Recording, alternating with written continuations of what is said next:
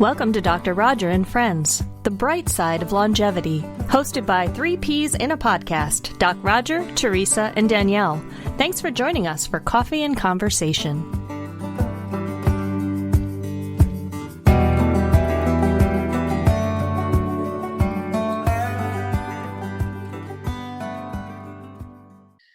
Well, welcome everybody. Good to see you two again. And especially for this episode, because this is part 3 of I Get By with a Little Help from My Friends. I've relied on you two for a long time. But we decided that this one was going to be particularly important because between the time that we recorded the first 2, COVID-19 and the pandemic has hit us. And we have been getting reports, not that we couldn't predict it, but we're getting reports of intense feelings of loneliness and isolation.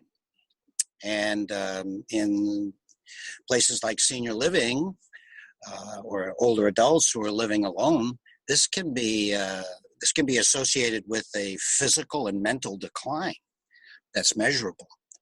Not only is it painful and lower quality of life, but again, it can actually lead to impairments and chronic disease activation and certainly cognitive decline. So for many reasons, we should address this particularly weird environment, a challenge that very few of us have ever had to face, except maybe for short periods of time, and see what we might be able to recommend from our experience so that people can remain connected to others, because let's face it, it's critical. It's who we are as humans that we need to stay connected for quality of life, for health, mental health, as well as physical health. And so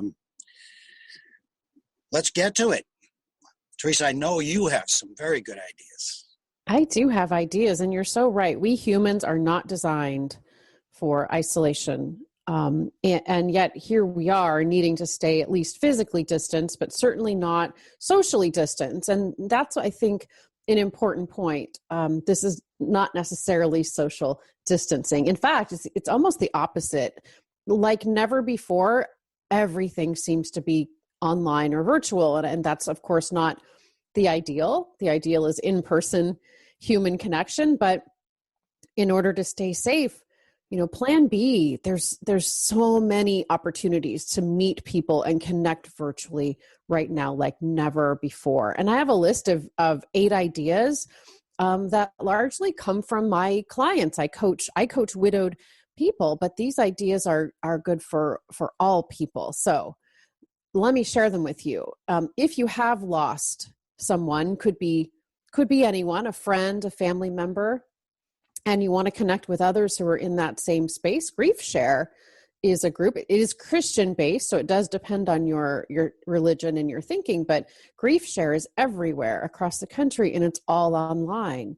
A specific resource if you've lost a spouse is Soaring Spirits International. Same thing, regional groups all over the country, all meeting online.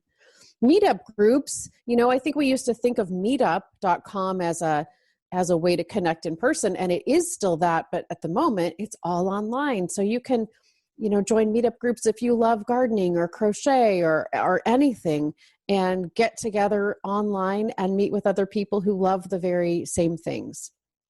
I have clients who have found volunteer opportunities online during this pandemic, which, so they are out there and they can be found.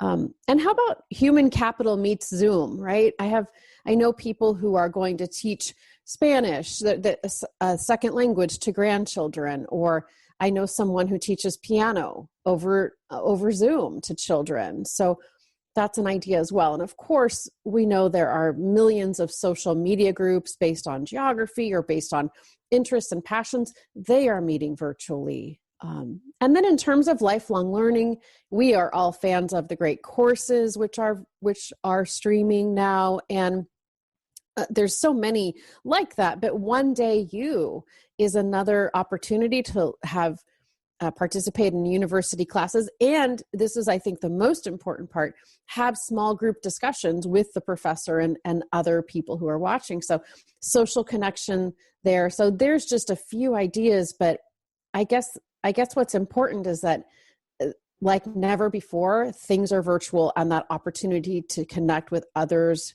is so easy if you have, say, an iPad and Wi-Fi connection. I'm finding those are excellent. I had been connecting with my childhood friends and some college friends physically, regularly over the last decade or so, and that's been very rewarding and comforting. Really, we would occasionally do a Zoom call, but now it's a regular thing. And I see them as breaking through the technology barrier. Some of them didn't know how or were a little timid, but because the need was so great, we coached them and they were listening. And so I see them now so much more engaged, both groups, than they were before. Man, do we ever crave this? For the longest time, the three of us, we've been out on the road talking to people about the importance of social engagement. And, everyone kind of nods and say, yeah, I have friends and I like that. And that's all true. But now where everyone has, it's not an abstraction anymore. It's real. My goodness, I think our job's going to be a little easier to be talking about the value of social engagement. Well, thank you for those, Teresa. Danielle, how about you? And it's funny, in the first episode, Roger, you talked about mirror neurons and how it's so important to be in person to have that connection. You actually see in the brain patterns are similar. Well, you can see that externally too. There's what's known as mimicry. And while, of course, it does not replace being in person, that's always preferable.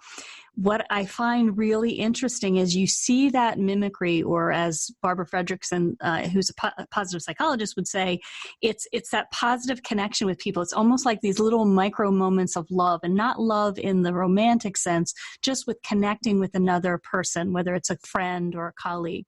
So you'll start to notice it in yourself on Zoom calls. You see one person smiling, and then you start to see a pattern of other people smiling, or you see their postures start to get really similar.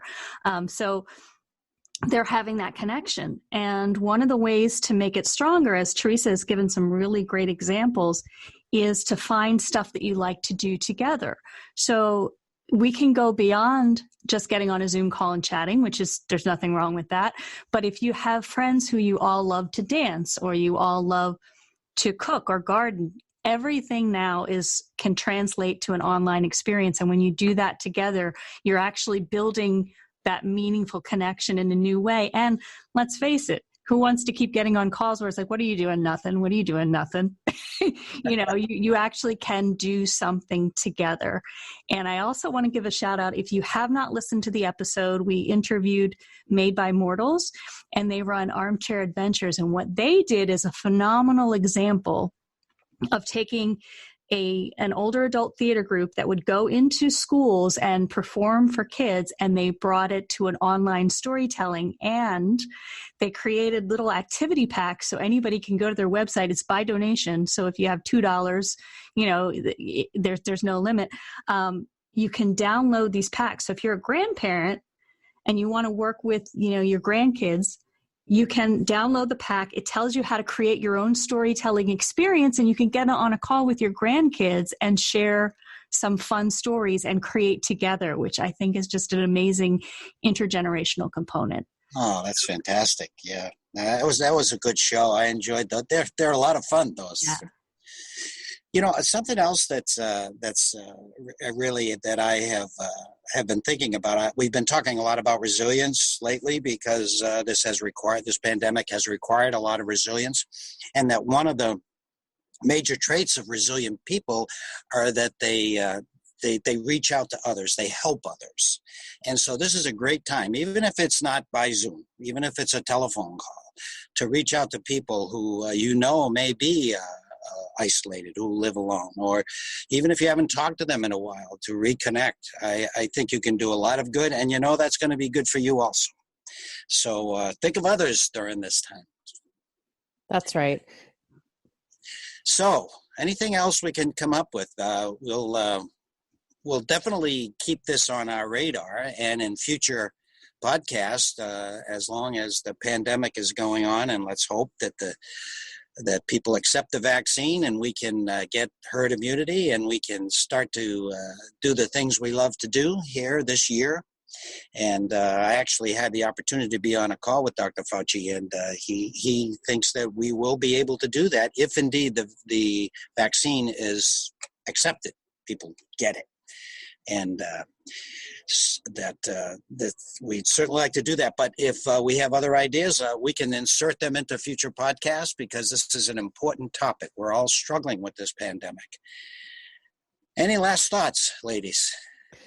Yeah, I think it's what we can control every day, and in fact, every minute of every day is giving equal airtime, right? So we're flooded with difficult to hear news and negativity, and maybe it's fear. So we have to change that channel at times. We have the opportunity to change that channel and give equal airtime to the opportunities that the pandemic presents to us, and not to discard people's incredible pain and loss that this pandemic has caused. That certainly is a factor, but it also brings opportunity to connect socially and meet people like never before. So let's be sure we give equal airtime to the opportunities as well as the difficulties of this time. Bravo. And those heartwarming stories that we hear about, about people who don't even know each other, who reach out and help each other. It's time for some good news, as much as we can get, because as you said, Teresa, we are flooded with some of the less good news, and struggling with that. We certainly hope that this will be of value to you. If you have any ideas, get them to us, and we'll air them, because I think we're all looking for new opportunities to keep our humanity, to keep our social connection and humanity, which are almost one and the same. Well, thank you for being with us, and till next time.